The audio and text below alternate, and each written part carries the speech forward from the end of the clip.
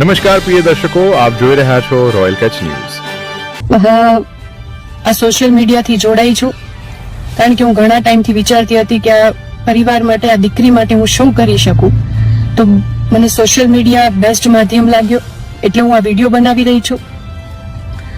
ખાસ હું કહેવા માંગીશ આ દીકરીને કે કાયદાકીયની તમામ લડતમાં જે પણ ખર્ચો થશે ન્યાય મેળવવા માટે, એનો એક રૂપિયાનો ખર્ચો હું કરવા માટે તૈયાર છું. અને બીજી વસ્તુ કે જે આ દીકરી છે એ જે સપના લઈને અમદાવાદમાં આવી હતી, એનું સપનું આપણે નહીં અટકવા દઈએ. એને જે પણ ભણવું છે, જે પણ ફિલ્ડમાં આગળ વધવું છે, એનું શિક્ષણની તમામ જવાબદારી હું લઉં છું.